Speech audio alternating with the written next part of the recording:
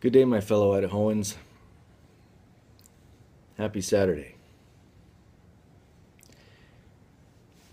I wanted to share with you guys a couple of thoughts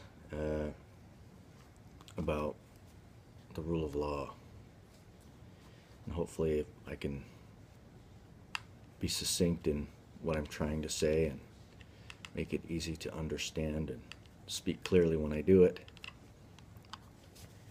Do you ever wonder what the rule of law really is? I mean, let's not get down into, the legalities of it. What does Black's fourth,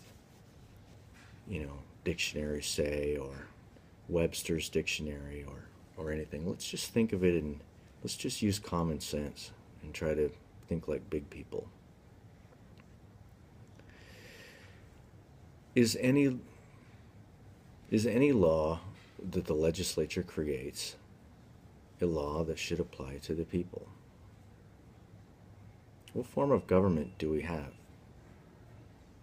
Some of these things I think about a lot, and I'm just trying to take all of these times to help over time get it to the point where I can really drive a clear, short message home. And it seems that I'm not really there yet, which is why it takes me to do 9-minute videos. There's a few cases that if you go through constitutional law and you look at, and there's many of them, I just wrote down a couple of them. We'll look at the Supreme Court, some of the older cases. Any law repugnant to the Constitution is null and void. Marbury versus Madison, 1803, you guys know that one. If any person acts under an unconstitutional statute, he does so at his peril and must take the consequences. Case Sumner versus Beeler. Persons dealing with the government assume the risk that government agents may exceed their authority and provide misinformation. And that case is called Lavin versus Marsh, M-A-R-S-H.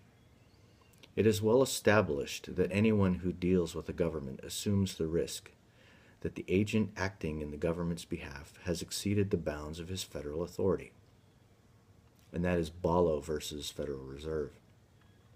Another one is, whenever a federal officer or agent exceeds his authority, in so doing he no longer represents the government and hence loses the protection of sovereign immunity from suit. That is Bell versus Hood. State officials held subject to a personal liability for damages under 42 U.S.C.S. Section 1983, based on official acts, were brought against officials in their individual capacities. This is Hafer, H-A-F-E-R, versus Melo, M-E-L-O. So when you read these questions, what the judiciary at that particular point in time is saying is that there are certain limitations that are placed on government. Legislatures, in fact, can't write any law they please and have it be applicable to the people. When we start looking at some of these cases, though, what we find interesting, though, is that our government today is acting much differently than it did back then. What you'll notice is some of the older cases, which is why they don't use them anymore, are actually consistent with the Constitution supporting the rights of free people, when in reality we've abandoned constitutional law and statutory law, and we're adhering more now to something called procedural law, if I remember right. Procedural law, basically, in my best estimation from what I know, is person X commits X offense, and this is the punishment, period. It doesn't matter where you were at the time. It doesn't matter the circumstances that were going on. It doesn't matter about the particular weather that was going on or any of the particulars. In other words, what it does is it sort of throws us into this collective box in an effort to be able to expedite us through the process, maximizing the revenue for the state or the federal government in that case, not to mention the attorneys.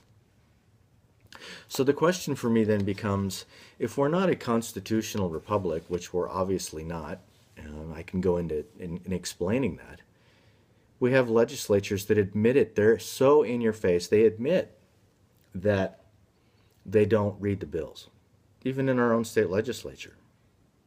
We just have too many bills to read before we pass them. Well, logically, should they apply to the people then if they were passed without representation?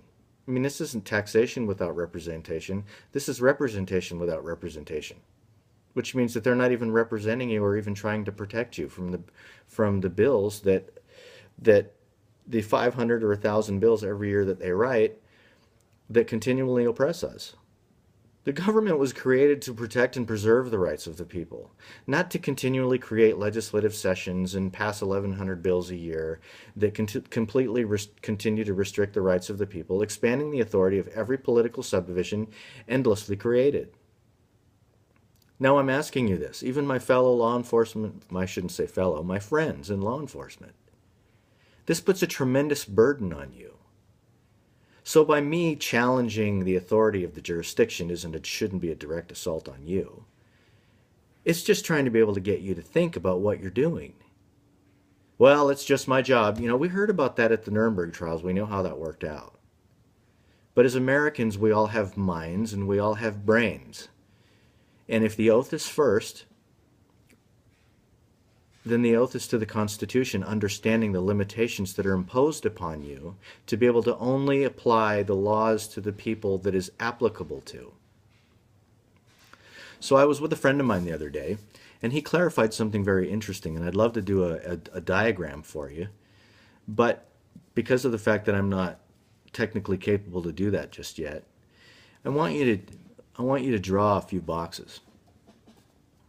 Now, you might think that a little of this is some patriot garbage or some patriot terminology, but it actually exists in our own laws. If you look up 5 USC 514, you'll find the definition of what they call de facto and de jure. And one of the things that would help bring my point home is the fact that if you ask any law enforcement agency if they operate under the color of law, they'll tell you yes. Well, when you ask them if they've ever looked up in any particular dictionary how you define color of law, what you'll find out is the color of law is acting in an unlawful manner, imposing laws that really aren't laws. Look it up yourself. It's an interesting thing. So what we have is the de jure and we have the de facto governments. Again, this is in USC Title V. This isn't just some patriot mythology. In the de jure republic, which is the original Constitution, we had the golden rule, right? And that was on the top, so you can put that on the top. On the de facto democracy, you can put the rule of gold on the top. So we have the golden rule in the de jure, and we have the golden and the rule of gold in a de facto democracy. And when we go through this, you'll find out, you'll see a little bit more about where we are in our present form of government. In that golden rule, underneath the golden rule, you can write laws of nature and nature's God, inconsistent with our Constitution and whatnot, right? On the other one, I want you to put a big dollar sign and put money, because the rule of gold is whoever has the gold makes the rules. So it's run by money. Now back on the de jure side, what you need to do is put the word people underneath that, and you can put a nice little box around that. So we have the laws of nature and nature's God, and we have the people right below that, right? On the de facto democracy, underneath money, we have officials. And the officials, what we'll find through USC Title 4, 112 A and B, is FDR's creation of an agency government, which completely obliterates the Constitution. Now back on the de jure republic side, we can put the Constitution underneath the people because the people were the inherent authority in a constitutional republic, and they created the Constitution, right? On the other side, underneath officials, you can put the color of law or statutory law. So they're acting unlawful, right? Just looking at the definition. On the other side, you can write underneath the Constitution, you can write government, right? Because the people wrote the Constitution and created government to be able to adhere to that Constitution, right?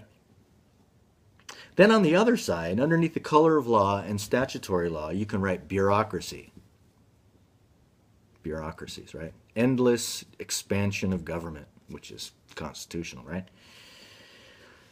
Back on the other side, what we're going to go ahead and do underneath government is write servants, because the government were servants of the people. Back on the other side, with the de facto democracy, I hope this isn't confusing for you. I should probably have just drawn you a diagram and focused on that instead of my mug. Underneath the bureaucracies, we have people as subjects, like subjects to a king. In essence, what I'm trying to tell you is that we have two forms of government, where we have one in a constitution, an organic constitutional republic, where the people are on top, where the rule of law is king, lex rex, right? And the people are the inherent power in that constitutional republic, where the rights were actually given to us by our creator. In a de facto democracy, in the name of enforcing the law, they're actually enforcing the law under the rule of gold, where the people are actually at the bottom and the government is on the top. Anyway, it looks like I'm at 11 minutes. That's a lot. Have a good weekend, you guys. Talk to you later. Bye. Love you.